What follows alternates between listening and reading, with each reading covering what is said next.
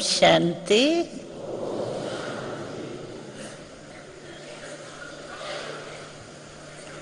आज तो आप सभी ने अपने मीठे प्यारे बाबा की बहुत ही मीठी मीठी बातें सुनी, और ये सब बातें सुनते हुए दिल में क्या गीत बजता है?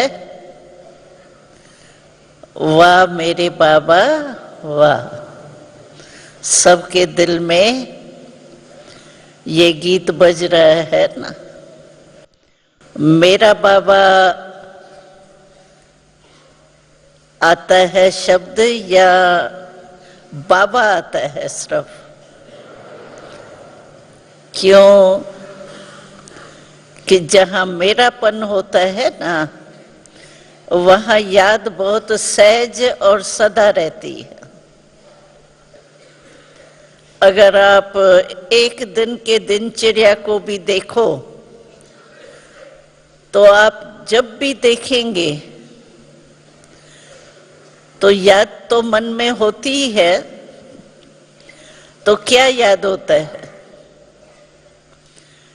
कोई ना कोई मेरा ही याद होता है। चाहे मेरा शरीर ही याद हो, चाहे शरीर के संबंधी याद हो, चाहे पदार्थ याद हो, चाहे कारोबार याद हो, लेकिन मेरा ही याद होता है। तो बाबा ने कहा इतने विस्तार, मेरा ये मेरा ये मेरा ये, इतना याद करना तो मुश्किल ही होता है। बहुतों को याद करना, इसे सहज कर दिया तो मेरा बाबा कहने से मेरे बाबा कहने में सब कुछ समा जाता है। इसीलिए बाबा ने मेरा मेरा कहने की हमको बहुत आदत पड़ी हुई है, और कहना भी पड़ता है। तो आदत पड़ी हुई है और कहना भी पड़ता है। इसीलिए बाबा ने बहुत सहज मार्ग बता दिया। तो जब भी मेरा शब्द बोलो ना, तो यही याद रखो, सबसे पहले मेरा कौन? बाबा। तो जब भी मेरा शब्द बोलो तो बाबा शब्द जरूर याद करो। सारे दिन में देखो मैं मेरा ये दो शब्द ही आते। तो मेरे को बाबा ने कहा मेरा बाबा में चेंज करो, और मैं को मैं बाबा की श्रेष्ठ आत्मा हूं। मैं तो हूं ही, लेकिन पहले जो मैं विस्तार था, मैं चाची हूं, मैं नानी हूं, मैं माँ हूं, मैं क्या पता नहीं कितने संबंध होते हैं। मैं फलानी हूं, मैं पत्नी हूं, वो कोई कहेगा मैं पति हूं। कितना विस्तार होता है मैं का भी। लेकिन बाबा ने कहा मैं जो भी हूं, लेकिन हूं तो आत्मा ही ना। चाहे चाचा है, मामा है, काका है, कुछ भी है, लेकिन है तो आत्मा ही ना। तो जब मैं शब्द बोलते हो तो यही याद करो कि मैं बाबा के कोटों में कोई, कोई में भी कोई जानने वाली श्रेष्ठ आत्मा हूं। हर एक को ये नशा होना चाहिए कि मैं कोटों में कोई, कोई में भी कोई वाली आत्मा हूं। क्यों दुनिया में कितने लोग हैं, उनमें से मेरा बाबा किसने माना? आपने ही माना ना। चाहे पहले वारी आए हो, लेकिन पहले वारी भी मेरे बाबा से मिलने आए हो ना। मेरे माना, मैं नहीं कहती हूँ मेरा बाबा, आप सभी कहते हो मेरा बाबा है। अपने बाबा से ही मिलने आए। इसीलिए ये पाठ पक्का करके जाना, जब भी मैं कहो तो आत्मा याद आवे। और कौन सी आत्मा हूं? सिर्फ आत्मा नहीं, आत्मा ज्योति बिंदु है। अभी बिंदु टिकती है नहीं टिकती है बुद्धि में, लेकिन मैं कौन सी आत्मा हूं?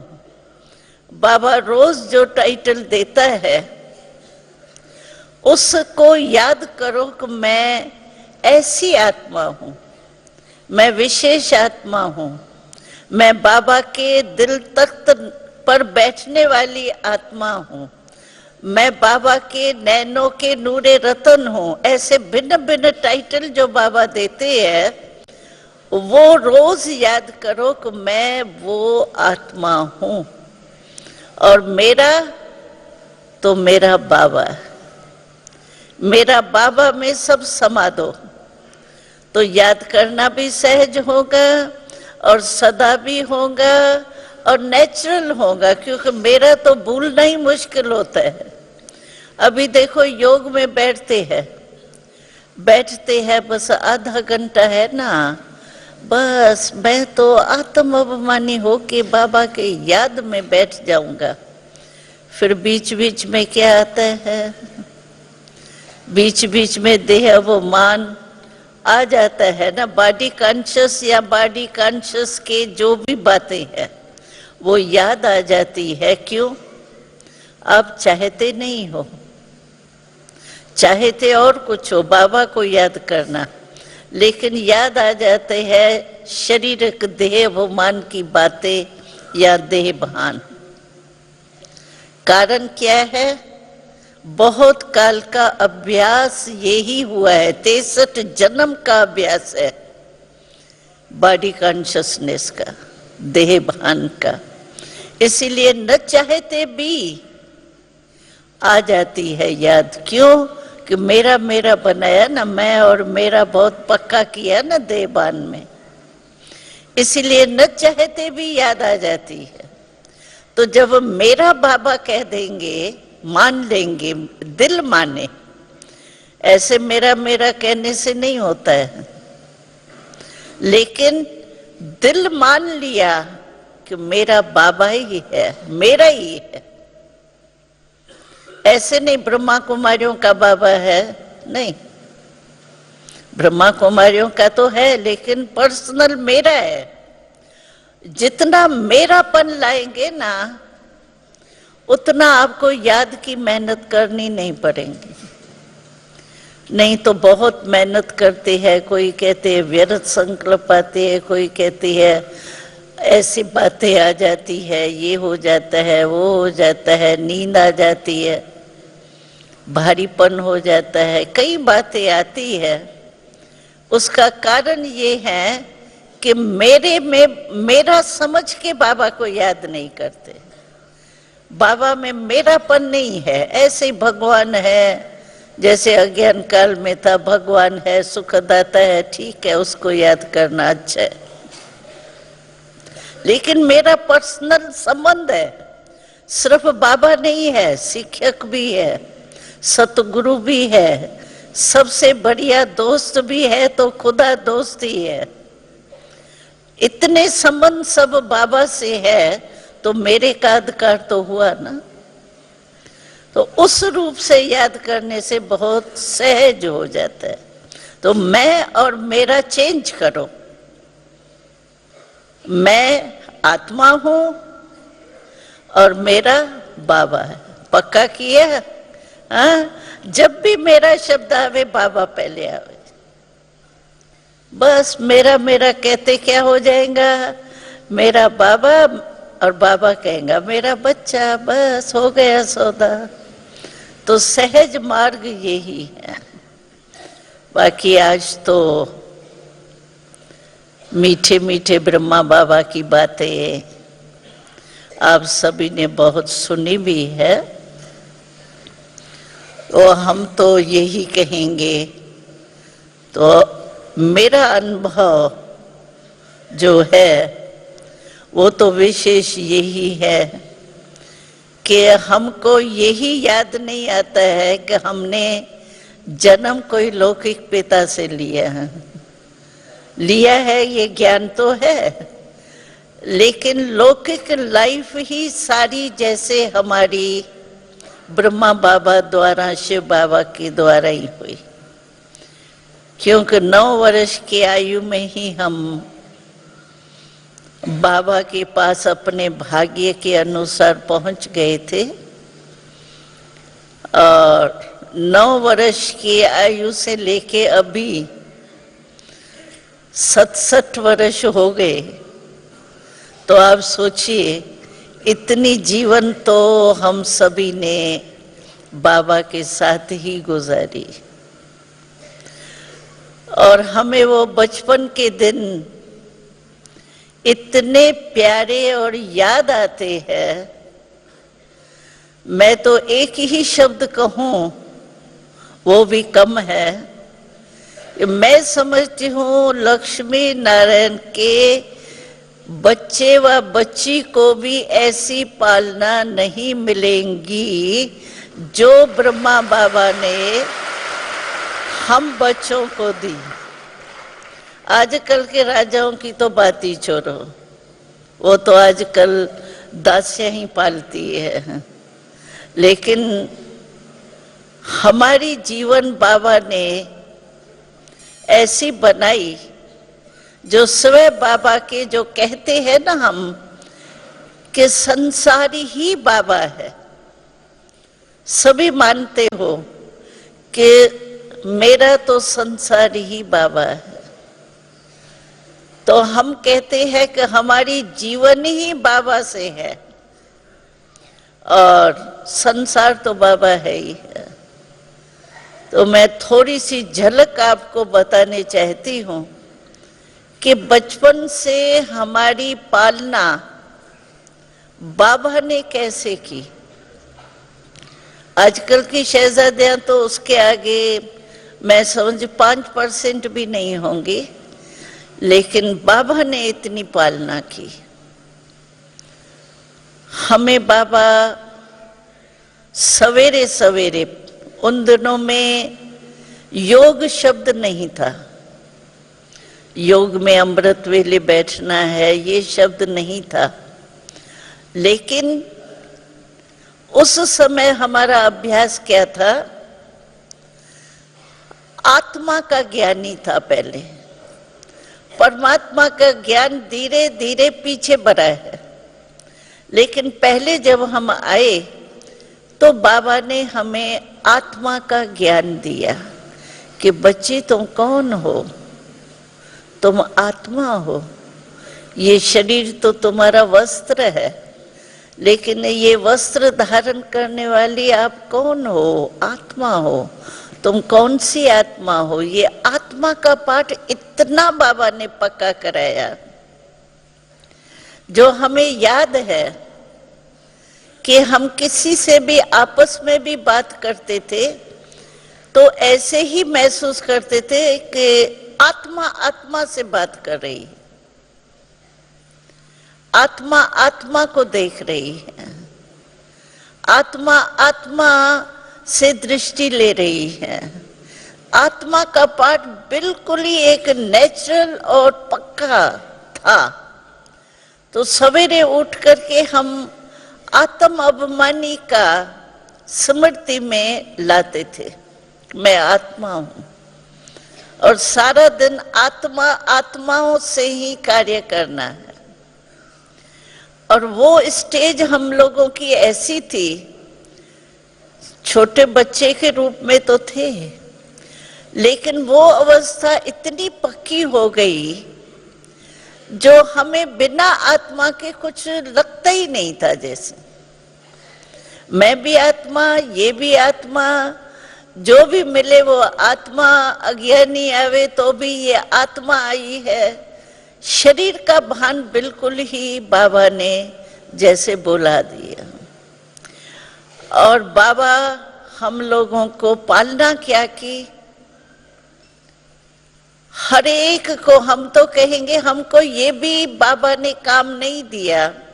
छोटे बच्चे थे तो बाथरूम में ब्रश के ऊपर पेस्ट भी हम नहीं डालने जाते थे, वो हमारी संभालने वाली जो थी वो ब्रश पे पेस्ट भी वो ही डाल के आती थी, सारा सामान तैयार करके आती थी, हम जा करके डाल के आ जाते। और बाबा ने हम बच्चों के लिए इतना प्यार से पाला जो एक तो हमारी पढ़ाने वाली टीचर थी, एक हमारे ऊपर कपड़े वगैरह ये जो होता है उनके संभालने वाली बहन थी, एक फिर मालिश के लिए हम लोगों के लिए बाबा ने प्रबंध किया हुआ था, सुलाना तैयार करना। हम बिल्कुल ही ऐसे ही रहते थे जैसे बस बाबा के याद में खोए हुए हैं, आत्म अभिमानी बन करके बस चल रहे। सवेरे सवेरे हम ड्रिल करते थे, योग नहीं करते थे, योग का शब्द नहीं था, लेकिन आत्म अभिमानी भी योग ही है, लेकिन उस रूप से था। तो सवेरे सवेरे ड्रिल करते थे। हमारी ड्रिल टीचर जो थी हमारी चंद्रमणि दादी थी, जो अभी शरीर छोड़ दिया, लेकिन लाइन में सीटी बजाते थे और हम सब लाइन में आके खड़े हो जाते थे। जब सवेरे सवेरे हम ड्रिल करने के लिए आते थे तो बाबा और मम्मा, आपने चित्र तो देखा होगा, तो मम्मा और बाबा दोनों ही आते थे और दोनों ही आकर के एक एक बच्चे को ऐसे बाह में लेते थे, प्यार से ऐसे बाह में लेके और गुड मॉर्निंग करते थे। आप सोचो, कोई ऐसा बाप होगा जो रोज अपने बाहों में समाए? ऐसा बाप देखा कोई? आजकल तो बाप बच्चों को देखता है या नहीं देखता है वो भी पता नहीं, लेकिन हमको बाबा मम्मा रोज अपने ऐसे बाहों में लेके गुड मॉर्निंग करते थे। और बाबा एक एक बच्चे को देख करके हमें शुरू से ही वरदान दिया। एक क्या कहा बाबा ने, मेरा एक एक बच्चा जो है ना वो विश्व कल्याणकारी बनेगा। तो हम आपस में थोड़ा हंसते भी थे, क्योंकि हम तो छोटेपन में आए ना, हमने वर्ल्ड का नक्शा भी नहीं देखा था, विश्व का। इंडिया का तो देखा था लेकिन विश्व का नहीं देखा था। तो बाबा जब कहता था ना मेरा एक एक बच्चा विश्व कल्याणी बनेगा, तो हम कहते थे हमने तो नक्शा ही नहीं देखा विश्व का, विश्व कल्याणकारी। बाबा कहता है उसके वरदान का तो नशा था लेकिन पता तो था ही नहीं। बाबा हमेश हमको विश्व कल्याणकारी आत्माएं है उसी नजर से देखता था। और आज हम देख रहे हैं कि बाबा ने जो बचपन का वरदान दिया विश्व कल्याणकारी बनना है, वो हमारे साथ आप भी विश्व कल्याणकारी बन गए हैं ना। हम तो बने हैं, लेकिन हमारे साथ आप सभी भी विश्व कल्याणकारी बन गए हैं। उन दोनों में ज्ञान कोई स्पष्ट इतना नहीं था, कोई मनसा सेवा करनी है, विश्व को सकाश देनी है, ये कोई बातें नहीं थी, लेकिन बाबा का वरदान था। और फिर सारे दिन में बाबा ने हमारी पालना ऐसे की। हम एक मिसाल सुनाते हैं। उन दिनों में बाबा कलकत्ते में भी अपने पास्ट लाइफ में रहे थे ना, बिजनेस था ना बाबा का। तो आपको याद होगा, जो कलकत्ते में देखा होगा किसने, तो कलकत्ता में मिठाइयाँ बहुत अच्छी अच्छी बनाते हैं, फल के रूप में सब गोरे गधे सब बनाते हैं, वो भी बनाते हैं, मिठाई बहुत बढ़िया बनाते हैं।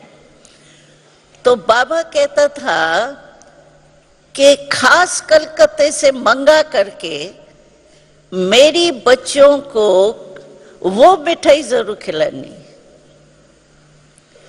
और खास बाबा कलकत्ते से बुला करके उसको, पवित्रता तो हमारी थी ना, तो उसको ज्ञान में जो भगत हो, अच्छा हो, उससे फिर हमारे भाई जो पालना करने वाले निमित्त थे, उनको सिखा करके हमको खिलाते थे। बाबा कोई चीज बाबा कहता था बच्चों से मिस नहीं होनी चाहिए।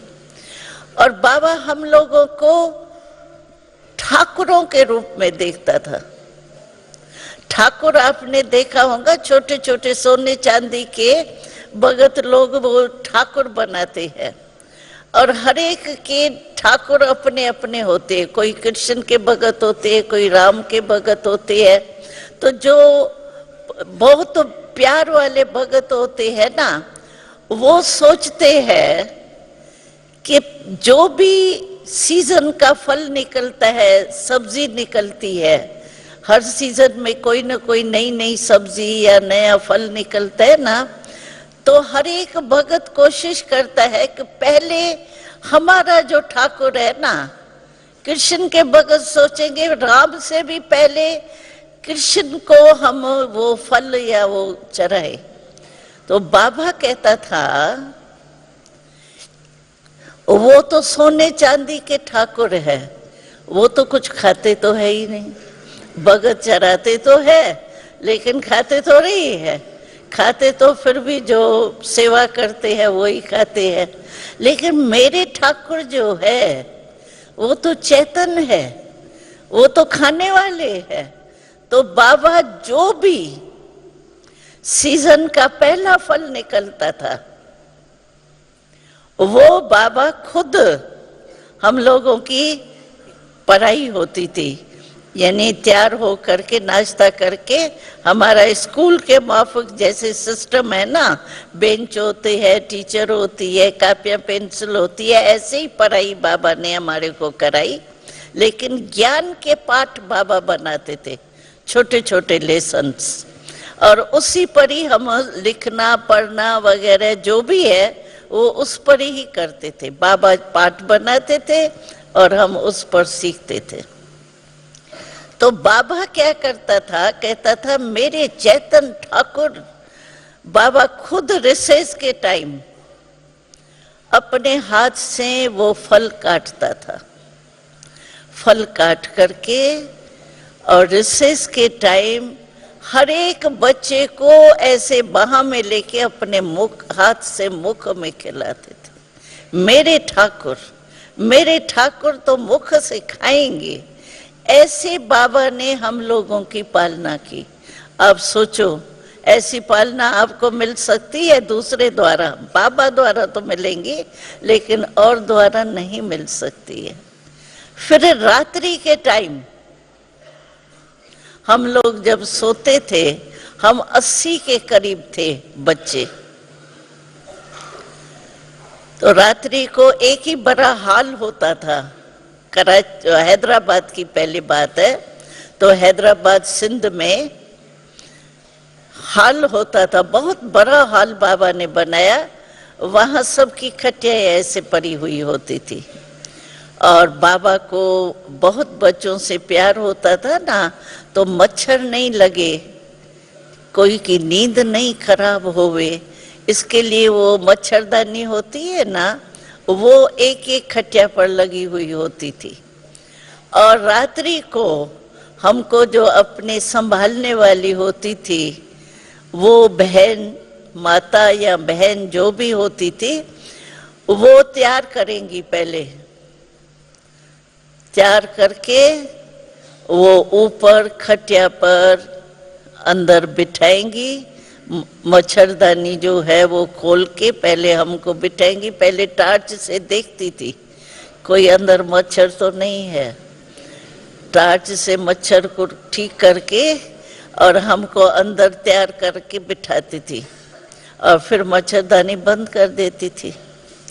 तो ऐसे लगता था, आप सोचो सीन को लाओ, ऐसे लाइन में खटिया है और मच्छरदानियां लगी हुई हैं, उसके अंदर हमको बिठाया, तो मच्छरदानी के अंदर बैठे हुए ऐसे लगता था जैसे मंदिर में एक मूर्तियां बैठ गई हैं। और लाल लाल लाल बत्ती जलाते थे बाबा, फिर बाबा मम्मा आते थे। रात्रि को हमारा नियम था, पहले एक ट्यून का रिकॉर्ड बजता था, उसमें बाबा हमेशा कहता था नियम प्रमाण अपने सारे दिन की दिनचर्या चेक करो। आज सारे दिन में हमने क्या कोई गलती की, आत्म अभिमानी रहे, कुछ बोलचाल में कर्म में कोई गलती हुई, चार्ट अपना चेक करो। एक रिकॉर्ड पर ट्यून बजता था और हम अपना चार्ट जो है वो चेक करते थे।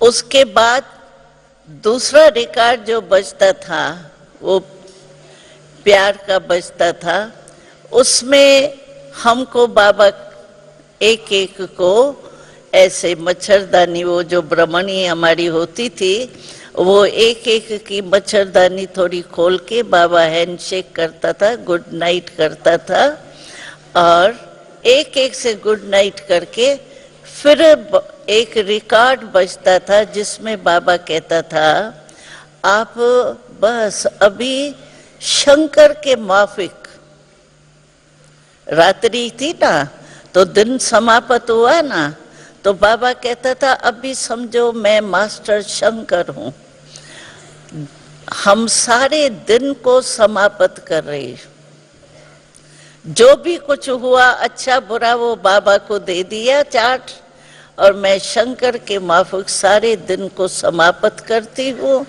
बस मास्टर शंकर हो करके बैठो। चार्ट चेक किया, मास्टर शंकर बन के दिन को समाप्त किया, फिर हमारा एक रिकॉर्ड बजता था सो जा राजकुमारी सो जा, फिर हम सभी सो जाते थे।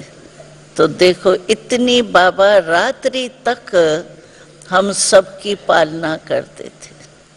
तो ऐसा देखा है कोई बाबा? हाँ, ऐसा बाबा देखा है? नहीं देखा ना। आप कहेंगे हम लोगों के होते तो बाबा था ही नहीं। हम आपसे प्रश्न पूछते हैं, हम फॉरेन में गए थे, वहां हमने एक प्रश्न पूछा था फॉरेन वालों से, हमने कहा आपने तो बाबा देखा ही नहीं। ब्रह्मा बाबा, अव्यक्त बाबा की तो बात छोड़ो, वो तो बुद्धि बल से जानने का है, शिव बाबा भी योग द्वारा जान सकते हैं, लेकिन साकार में ब्रह्मा बाबा तो आपने देखा ही नहीं। तो हमको बहुत अच्छा जवाब दिया उन्होंने। आपसे भी मैं पूछती हूँ, आपसे कोई पूछे आपने ब्रह्मा बाबा को देखा है? देखा है? जो नए नए आए हैं उन्होंने देखा है? हाँ या ना? हाँ, कैसे देखा? हाँ? तो हमको फॉरेन वालों ने बहुत अच्छा जवाब दिया, कहा दादी हमने आज आपसे भी ज्यादा देखा है। कैसे देखा है? तो कहने लगे कि आपने तो इन आंखों से देखा, लेकिन हमने जो है ना वो अनुभव के आंख से देखा है। तो अनुभव की आंख जो होती है वो सबसे नंबर 1 अथॉरिटी होती है, अनुभव। देखी हुई बात में तो कोई ऐसे बुमला करके कहेगा नहीं नहीं अरे तुम्हारी आंख ने धोखा दिया है, ऐसा तो नहीं होता है।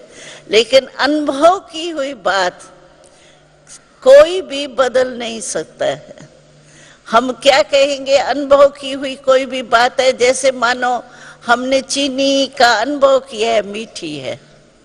अगर सारे वर्ल्ड की आत्माएं कहे नहीं बहन जी आप गलती करती हो, चीनी खारी भी होती है, आपको पता नहीं है, चीनी मीठी नहीं होती है, आप मानेंगे? क्यों? क्योंकि आपने चख के देखा है, अनुभव करके देखा है। तो अनुभव की हुई जो चीज होती है ना वो होती है नंबर 1 पहचान। पवित्रता हमारा फाउंडेशन है, और पवित्रता में जो कच्चा होगा वो कभी भी सूर्यवंशी नहीं बन सकता है। हमारा फाउंडेशन ही पवित्रता है। तो हम आपको एक कहानी सुनाते हैं प्रैक्टिकल की। तो यहाँ हर वर्ग के प्रोग्राम तो हम रखते ही है, आपको पता ही होगा। तो एक बारी हरिद्वार के महामंडलेश्वरों को निमंत्रण देके यहाँ बुलाया था। कोई 17-18 के करीब महामंडलेश्वर, दूसरे तो छोटे छोटे होते हैं, लेकिन महामंडलेश्वर आए थे। तो एक जो महामंडलेश्वर आया था उसने कहा, तो मुझे शक्य है, तो ये जवान जवान भाई बहनें यहाँ रहते हैं, साथ रहते हैं और वहाँ भी घरों में भी रहते हैं, आप कहते हैं पवित्र रहते हैं, मुझे थोड़ा सा शक्य पड़ता है। अभी शक्य पड़ता है वो तो हम तो अनुभव ही सुना सकते हैं और क्या करेंगे। तो उसने कहा मेरे को एक परमिशन चाहिए। कौन सी? कहा मैं सोते हुए भी पहचान लेता हूं कि ये पवित्र है या नहीं, इसलिए मुझे एक छुट्टी दो, तो मैं रात्रि के टाइम जब सब सोए हुए होंगे ना, उस समय मैं चक्कर लगाऊं, क्योंकि रात को तो कोई पैरे वाले होते आ नहीं सकते है ना। तो उसने छुट्टी ली दादी से। दादी ने कहा कोई हर्जा नहीं, हमको डर थोड़ी है, भले चक्कर लगाए, इसमें क्या है। तो उसको छुट्टी दी गई, तो भले चक्कर लगाए। तो वो आया और सब सोए हुए थे, उन को तो पता ही नहीं है कि कोई आना है या देखने के लिए। वो तो अपने नींद में बाबा के साथ सोए हुए थे, लेकिन उसने चक्कर लगाया, चक्कर लगा के चला गया। फिर सवेरे जाने वाले थे सभी, छुट्टी लेनी थी, तो दादी से मिलने आए। जब दादी से मिलने आया ना वो, तो दादी के पाँव में पड़ गया और कहा दादी जी मुझे माफ करो, मुझे माफ करो, मुझे माफ करो। तो दादी ने कहा हम तो यहाँ पाँव में पड़ने के, हम तो बरखिलाफ है इसके, तो पाँव में क्यों पड़ते हो, ऊपर बैठो बात करो। कहा दादी, फिर उसने सारी अपनी कहानी सुनाई, कैसे मैं रात्रि को, कहा अभी मैं देख करके समझता हूं कि आपकी नॉलेज बहुत बढ़िया है और आप पवित्रता के लिए जो कहते हैं, तो हमने देखा सचमुच पवित्र आत्माएं है। तो ये मैंने देखा ना, तो मेरे को जो संशय उठा कि पता नहीं ये पवित्रता होती है या नहीं होती है, वो मेरा आज खत्म हो गया। दूसरी बात कही, तो दादी जी मुझे माफ करना, मैंने जो पाकिस्तान में पहले हम गए थे, हैदराबाद से कराची में चेंज हुए थे, तो वहां एक पिकेटिंग की थी, महात्माओं ने की थी। तो कहता है दूसरी गलती मैंने ये की है, जो शुरू से लेकर के मैं आपके एंटी रहा हूं। यानी उस मीटिंग में भी जो पाकिस्तान में कराची में हुई थी, उसमें भी मैंने आप लोगों के आगे बहुत गालियां दी। और फिर बाद में कुंभ के मेले हमारे जहां तहां लगते हैं, तो कहता है कि मैं, आप लोगों का माइक चलता था, आपका ज्ञान का चलता था, और मैं सामने ही माइक लगा करके गालियां देता था आप लोगों को। तो मैंने बहुत गलती की है, इसीलिए मुझे माफ कर लो, मैं अभी कभी भी गालियां नहीं दूंगा और मुझे निश्चय है कि यहाँ पवित्रता की शक्ति है। तो देखो कितने भी बड़े महामंडलेश्वर हो, लेकिन कोई की ताकत है ऐसे पवित्र बनावे, दूसरे को भी बनावे। ब्रह्मा बाबा पवित्र बना वो तो छोड़ो, लेकिन पवित्र बन करके शिव बाबा के बल से औरों को भी प्रवृत्ति में रहते पवित्र बनाए। ये सारे द्वापर से लेके अभी तक जो भी महात्मा, धर्म नेता, परम पिता, ये धर्म के धर्म स्थापक जो भी है, महामंडलेश्वर है, जो भी हुए हैं, वो उसने ये कुछ किया, सिखाया। इससे सिद्ध है कि परमात्म ज्ञान ये है।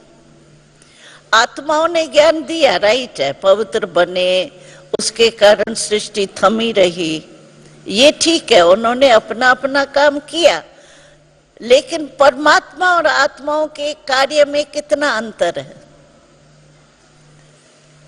और हमारी दादी जानकी एक बहुत अच्छी बात सुनाती है, कहती है फॉरेन वाले जब हमारी हिस्ट्री सुनते हैं तो कहते हैं आप लोग कहते हो परमात्मा हमको पढ़ाते हैं, परमात्मा का ज्ञान है, ये किससे सिद्ध होता है। ब्रह्मा बाबा जब साकार में था तो कई भ्रांतियां उठती थी, ये ब्रह्मा कोई भगवान मानते हैं, ये करते हैं, वो करते हैं, कितनी भ्रांतियां थी। लेकिन यही एक संस्था है जो ब्रह्मा बाबा अव्यक्त हो गए और उसके बाद कितनी वृद्धि हुई है। नहीं तो जिस भी संस्था का गुरु चला जाता है डगमग हो जाता है। लेकिन ये परमात्मा का ज्ञान है, परमात्मा पढ़ाने वाला है। ये सिद्ध होता है कि ब्रह्मा बाबा का साकार शरीर तो समाप्त हुआ ना, भले अव्यक्त रूप में आते हैं, लेकिन साकार शरीर तो खत्म हुआ ना, जो भ्रांति थी वो खत्म हुई। और ये सिद्ध हो गया कि हम ब्रह्मा बाबा को भगवान नहीं मानते हैं, लेकिन निराकार परमात्मा शिव ब्रह्मा द्वारा करते थे, जो अभी भी कर रहे हैं, वो थोड़ी खत्म हुआ। निराकार तो कायमी है ना, तो उसकी डायरेक्शन पर हम चल रहे हैं, ये हमारा ज्ञान सिद्ध करता है। तो जानकी दादी कहती है फॉरेन वाले तो बहुत महिमा करते हैं कि आपका गुरु चला गया और उसके बाद फॉरेन में सेवा थी नहीं, बाबा के होते। फॉरेन में एक सेंटर नहीं था, नाम निशान नहीं था, लेकिन ब्रह्मा बाबा के अव्यक्त होने के बाद अभी सारी जो भी स्टेट है सब में कितने, एक एक स्टेट में कितने हैं सेंटर। तो ये है परमात्मा के पढ़ाई की कमाल, जो हम और आप सब देख रहे हैं और आगे भी बहुत ही कमाल देखते रहेंगे। ओम शांति।